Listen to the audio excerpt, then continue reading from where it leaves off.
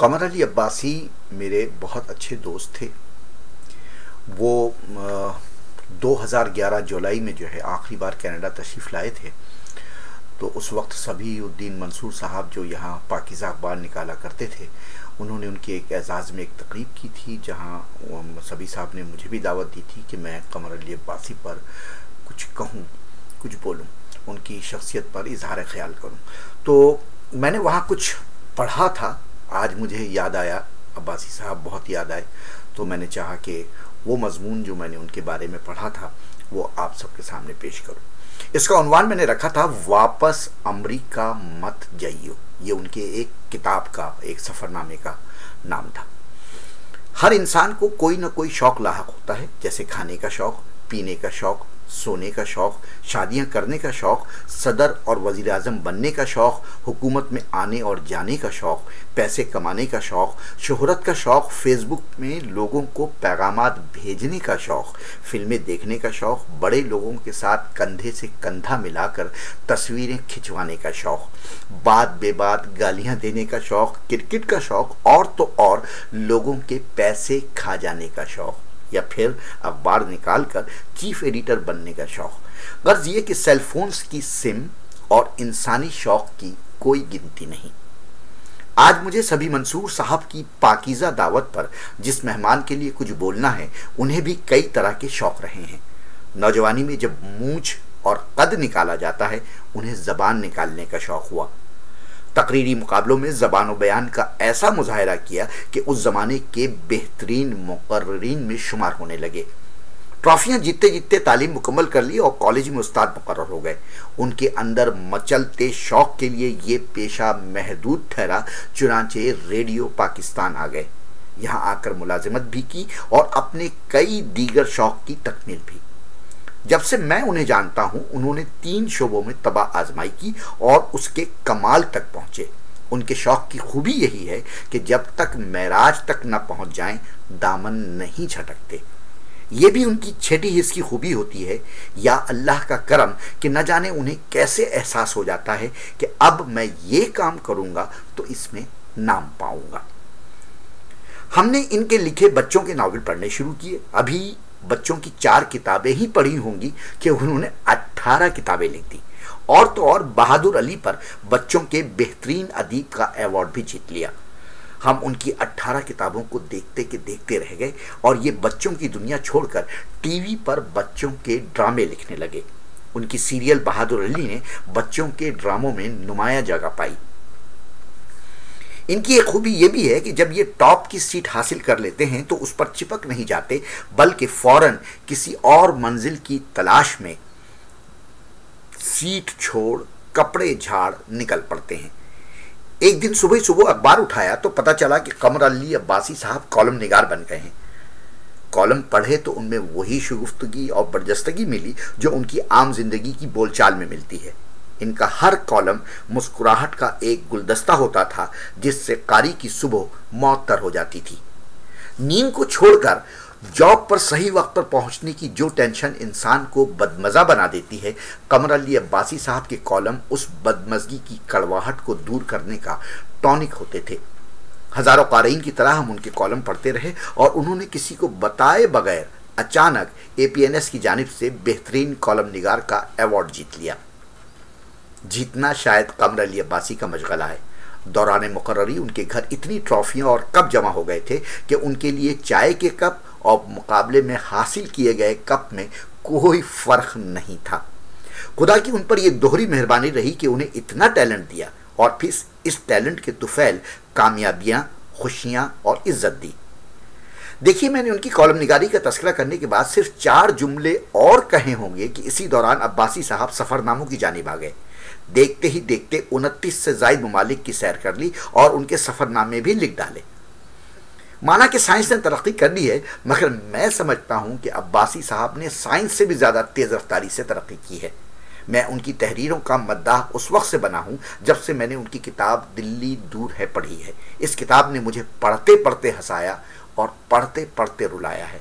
मैं हरगिज़ ये नहीं कहूँगा कि अगर दिल्ली दूर है के बाद अब्बासी साहब दूसरे सफ़रनामे न भी लिखते तो उर्दू सफ़रनामों में हमेशा ज़िंदा रहते। क्योंकि अगर मैंने ये कह दिया तो हासिदों को इस जुमले को कोई और मानी पहनाने का मौका मिल जाएगा।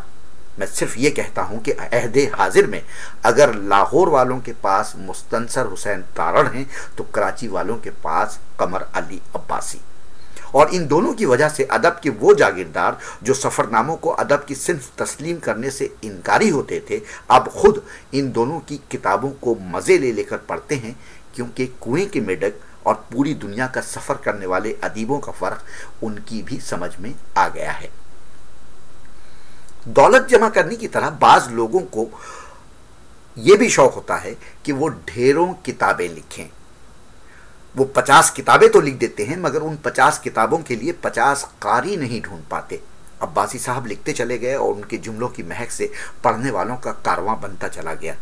वेलकम बुक पोर्ट, कैसर और असगर जैदी को अगर आज किताबें पढ़ने वाले दुनिया भर के कारी जानते हैं तो उसकी एक वजह कमर अली अब्बासी की किताबें भी हैं। कमर अली अब्बासी ने 30 सफ़रनामे लिखे हैं। मैंने एक सफ़रनामे का इजाफा इसलिए कर दिया कि क्या पता तकरीब के मुनाकिद होने तक अब्बासी साहब ने एक और सफ़र न कर लिया हो। कहते हैं जूद नवीसी अच्छी चीज़ नहीं, शायद ये कुलिया चंद शोरा और अदीबों पर तो फिट बैठता हो, मगर कमर अली अब्बासी पर हरगिज़ नहीं।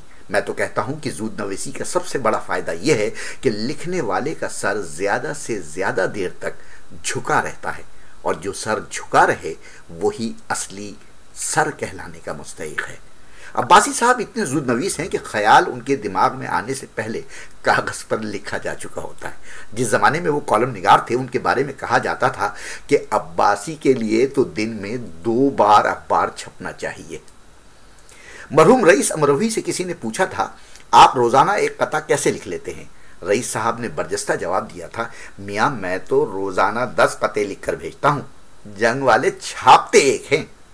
कमर अली अब्बासी भी अमरोही हैं। सुना है अमरोहे में अमरूद, आम और कान एक ही दिन में पक जाते हैं। मेरी किताब देसी लाइफ इन कनाडा आने वाली थी। मैंने अब्बासी साहब समेत चंद और अदीबों से गुजारिश की कि कुछ मेरी तहरीर के बारे में लिख दें। अगले दिन अब्बासी साहब का लिखा मेरी ईमेल में मौजूद था। पाकिस्तान में जंग के बाद सबसे ज़्यादा कागज़ की ज़रूरत अब्बासी साहब की किताबों के लिए होती है। अगर मुनासिब वजीफ़ा दिया जाए तो अब्बासी साहब माहनामों की तरह माहाना सफ़रनामे भी लिख सकते हैं। मैंने अपनी तहरीर के आगाज़ में शौक़ का जिक्र किया था। अब्बासी साहब का एक और शौक़ है जिसका जिक्र मैंने जानबूझकर पहले नहीं किया, वो था शादी का शौक़। जी हाँ, मैंने शादियाँ नहीं कहा, मैंने कहा है शादी का शौक़। सच शुक्र कि उन्होंने बीवी और किताब में फ़र्क रखा और बीवी के मामले में एक ही के हिंसे तक महदूद रहे, या शायद महदूद कर दिए गए। दिलों और मियाँ बीवी का भेद अल्लाह ही बेहतर जानता है। अब्बासी साहब ने शादी की और ऐसी लड़की से की जो उस वक्त पीटीवी की टॉप की हीरोइन थी, जिसके लाखों परिस्तार थे। अब आप ही अंदाज़ा कर लें अब्बासी साहब के टैलेंट का कि ऐसी लड़की को चुटकी बजाते अपने निकाह में ले लिया। सलाम है नीलोफर अलीम पर, जिन्होंने अपना कैरियर, अपना टैलेंट, अपना प्यार सब कुछ कमर अली अब्बासी पर निछावर कर दिया और नीलोफर अब्बासी बनकर एक बेहतरीन बीवी, माँ और अब नानी दादी का किरदार निभा रही हैं। आज अगर अब्बासी साहब उर्दू अदब के एक बेहतरीन अदीब और कॉलम निगार हैं, वालिद, दादा और नाना हैं, तो उसके पीछे नीलोफर भाभी का ही हाथ है। शायद अब्बासी साहब ने वो मकूला सुन रखा है कि हर कामयाब मर्द के पीछे एक औरत और नाकाम मर्द के पीछे कई औरतों का हाथ होता है। इतने जूद नवीस होने के बावजूद अब्बासी साहब ने अपनी मुलाजिमत भी खूब निभाई। रेडियो पाकिस्तान कराची के स्टेशन डायरेक्टर बने, डिप्टी कंट्रोलर हुए, रेडियो के जो है 2 रिसालों की उन्होंने एडिटरी निभाई, और तो और हुकूमत से तमगा इम्तियाज़ भी हासिल कर लिया जो उनका अव्वलीन हक़ था। अब्बासी साहब के जो किताबों की जो तकरीर में रूडमाई होती हैं वो भी उर्दू अदब की दुनिया में मिसाली रहेंगी। उन्हें अपनी तकरीब के मेहमानों के इंतखाब में यदे तूला हासिल है। उनकी तकरीब के खुसूसी मेहमानान को देखकर अंदाज़ा हो जाता है कि आजकल अदब, सियासत और हुकूमत में कौन सबसे टॉप पर है। वो अपनी शख्सियत की तरह अपने मेहमान भी टॉप के चुनते हैं। गर्ज ये कि अगर कामयाबी का कोई लोगो बनाया जाए तो उस पर सिर्फ कमर अली अब्बासी की तस्वीर लगा देना ही काफ़ी होगा। वो दिलनवाज, दोस्त नवाज, किताब नवाज हैं। अगर मजीद कुछ और नवाज भी होते तो नवाज शरीफ कहलाते, मगर सद शुक्र वो बच गए, वरना आज मिसिसागा में उन्हें इस तरह कौन वेलकम करता और उनकी क्वालिटी को क्वालिटी रेस्टोरेंट में कैसे गिनवाता।